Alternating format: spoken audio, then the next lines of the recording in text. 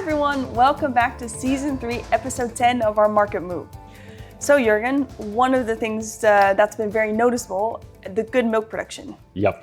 What is the reason that it's been so good lately? It has been, in Europe at least, better than expected. You know, when you would have said a year ago, hey, the Netherlands is going to grow like 5-6% year over year, you would have People would have thought you were crazy. Yeah. And well, it did. Part of the reasoning is that, well, farm gate price has been good, especially all the official data now reports on August, some weekly reports on September, some of them October, but these official August reports, really strong growth, as in Europe, more than 3% milk production growth against weak comparables last year, so that's one. So last something year, to keep in mind. Yeah, you know, blue tongue all over the place. Comparables are weak, so that helps. Margins were really good with the milk price back then over 50 cents, way over 50 cents. So margins were awesome, low feed costs, etc. And some of these farmers were afraid that blue tongue would hit again this year. So they kept their cows, their older cows. The herd has been really strong. Nothing really wrong with the weather, so that helped ramping milk production up. And even the weekly reports from France, Germany, the UK still are very good, and they reported week 42, which was almost, 2 weeks ago, give or take. So they are pretty recent and still indicating really strong growth. Okay, and are you expecting that to remain good? Yes and no, because, well, the news today was Friesland Campina. I think last episode we talked about the farm gate price should go down. Yeah, that has been much higher than break-even price. It has been much higher than break-even price, but it also follows the price of proteins and milk fat with a delay of, say, 2-3 months. And butter prices crashed. So now we're seeing the crash of the farm gate payout, and Friesland Campina announced today that they'll lower their farm gate with 7 cents, which is really strong. That's a lot. That's a lot. Yeah. But they're still slightly above the break-even point of your, Northwestern European young farmer. Because what would you say is approximately break-even? Of course, it's different per farm, per country, but approximately? For young farmers in, say, the Netherlands, Germany, Belgium, with a lot of loans that affect your margin because you have to pay interest, etc., you would say lower 40. So 41, 42 cents would be the break-even price. So with this drop of 7 cents? You're approaching it, but you're still above it. Yeah. So until we reach that or go below break-even, farmers won't stop producing as much.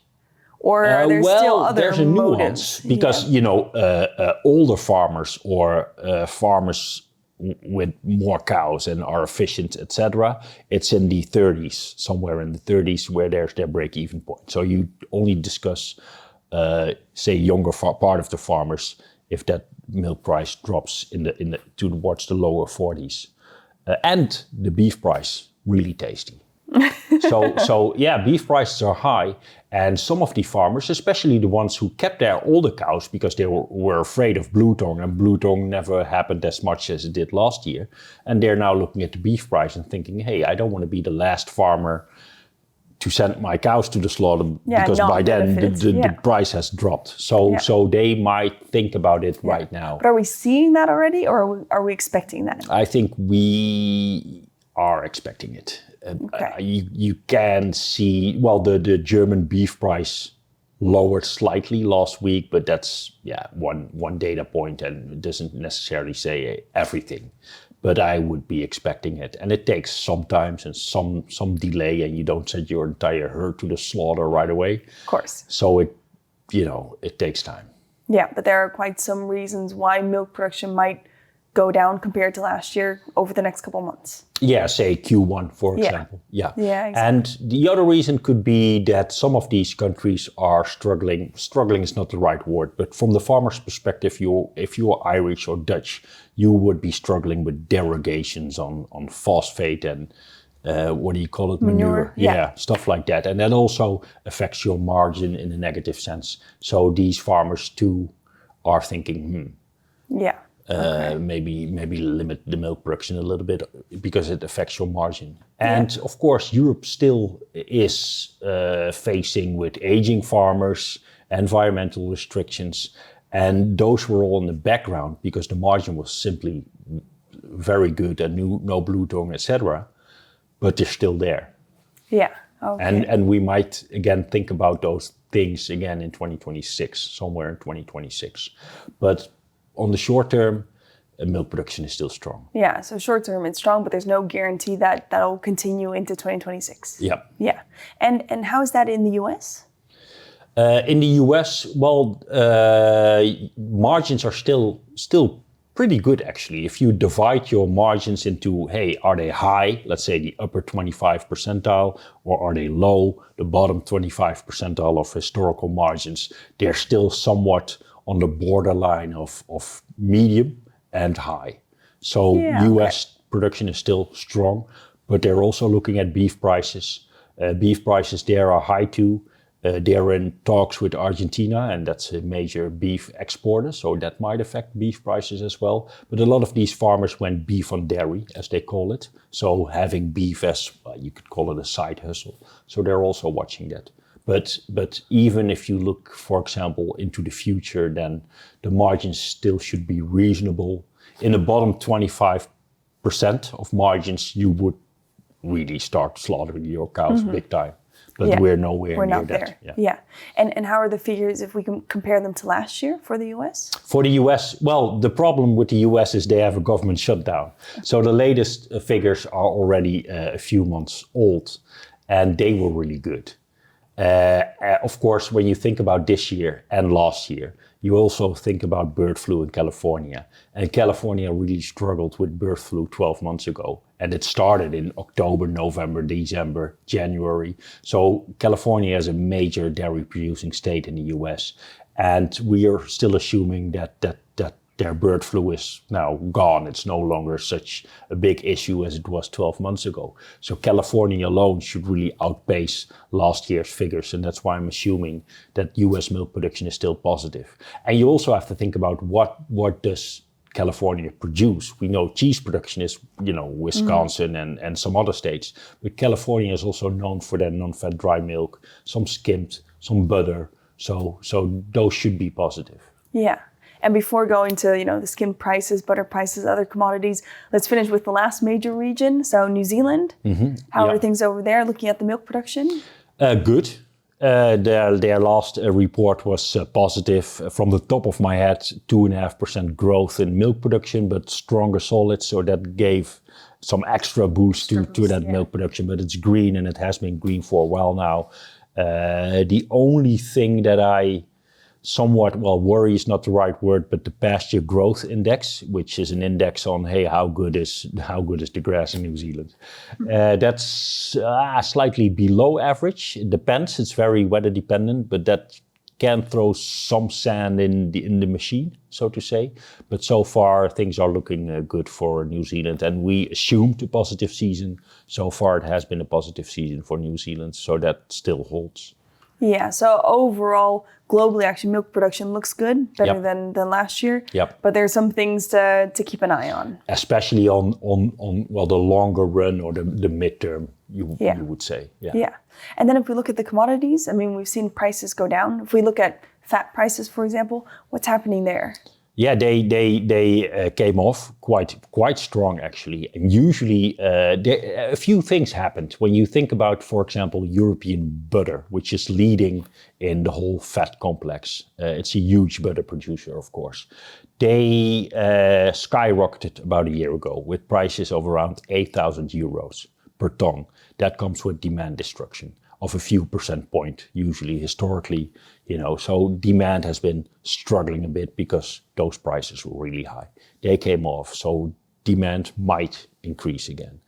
At the same time, when demand was lower, we had really strong butter production. As the latest report, so on August, butter production was pretty high because we had such strong milk production. A lot of people went to butter and S&P production with their extra milk. So that has been high. So you have imports as well. Europe imported a lot of product from the US who were in oversupply, some of that from New Zealand, AMF, UK, etc. So stock built in butter was huge. Prices collapsed because demand was still struggling. So when you look forward, demand might increase. Historically, it should, because there's price elasticity. And well, so far milk production has been really strong, so production is definitely there. But on the longer run, with decreasing farm gate payout, demand could start to struggle again, which is, in 2026, so to say. Yeah. And then, I mean, with butter comes S&P, of course. Yep. How has the demand been for S&P? The global import demand, because for S&P, exports are more important from the European perspective than compared to butter. But exports in S&P so far have been not really bad, not great either. But these prices might be interesting for a lot of buyers. That helps. You have Ramadan earlier than last year, 2 weeks earlier. So the Middle East should see fair demand. Southeast Asia runs a little bit better, has weak comparables, so there might be a bit more demand there. But the latest production figures for S&P in Europe were also strong. And you would expect a better California than last year. Yeah, exactly. But overall, it seems like demand for S&P is relatively good. If you look at the... Yeah. But production still has been great as well. Yeah. And hence prices dropped. Sure, but has there also been a lot of stock building within Europe?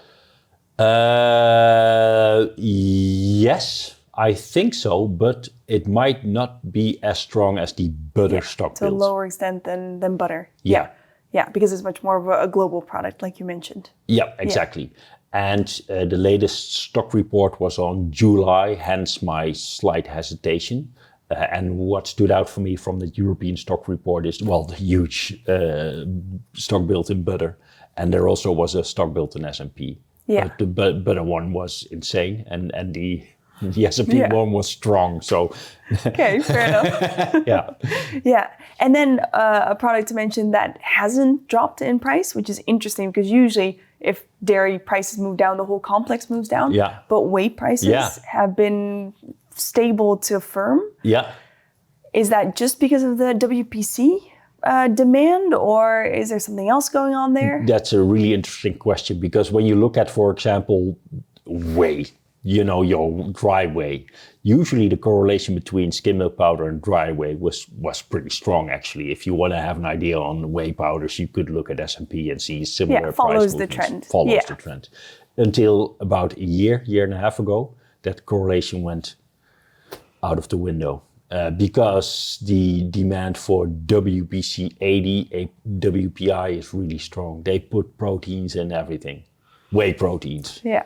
So that demand has been so much stronger than demand for your regular S&P that it affects the correlation, and WPC 80 prices went up when the rest went down or neutral and all bearish, but WPC 80, still. So definitely strong. a different market. Yeah. Different market. Expected to continue probably because the demand there is good, and it seems like that market is continuing to grow. Yeah, as I think it was Rob who said, hey, it takes time to build like a WPC 80 production facility or WPI production facility. So it's not a thing you do overnight. And demand has been so strong, but production still needs to adjust to that demand and catch up to that demand. Yeah, exactly. And it affects the entire whey complex because, the cheaper dry whey, plain dry whey, is also affected by the surge on that WPC 80 stuff, because the whey goes into that. So there's less liquid whey for sweet whey powders or other, There you go. Yeah, well, interesting one. Just a very different dynamic there. Yeah. Well, let's do a little recap because we've touched upon a lot of things. So first, the milk production. Like we said, so far the milk production, especially in Europe, has been incredibly good, probably better than a lot of people expected due to the high farm gate milk prices, good weather conditions, less animal diseases. Exactly. So quite a lot of reasons why the milk production is so good, but also some things to keep in mind, like farm gate milk prices going down, meat prices being so good. So some things to watch out for going forward. Yeah. And as you said, on the US side, it's been pretty good as well, but also some things to watch there. One thing you want to point out about the US to watch? the main thing to watch there? But when I compare Europe to the US, in Europe you get restrictions, a lot of restrictions. People regulate stuff, and in US that's less the case. So you still can have bigger plants, more cows and stuff like that. While that's sort of unthinkable in current European environment. So the difference between Europe and the US is here you still have aging farmers who face trouble having follow-ups. Yeah. People don't like to be a dairy farmer anymore or are unable to be a dairy farmer. So that's a bit of a difference. Yeah. So I'm more positive on US milk production growth on the longer run. Yeah. Compared to Europe. Yeah, more potential for growth there. Yeah. Yeah. Yeah, and then like you mentioned, New Zealand has been looking pretty good. Yep. But the what you call it, the pasture index. That's something to watch because New Zealand milk production is affected by weather more than European and US weather because the cows are outside. But so far the milk price has been fair and margins have been good and they have enough cows to increase milk production. But they too are affected by the commodity prices, the New Zealand payout. So let's watch these. Watch that one. Yeah, farm gate payout. Yeah, exactly. And then, of course, the milk production ultimately will affect the commodity prices. Like you said, butter and S&P production has been good. There's been stock building there, although more for butter than for S&P. Yep. And then it's probably also up to the demand to see how that's going to continue. Yeah, and I'm not too negative on demand because prices are very interesting right now for people who need to buy, and it will fit within their budget, etc. Yeah. So except for WPCs, maybe. That's still expensive. Yeah. Exactly. I'm hoarding my WPC now. All right, great. Thanks, Jurgen, and thanks for watching, everyone.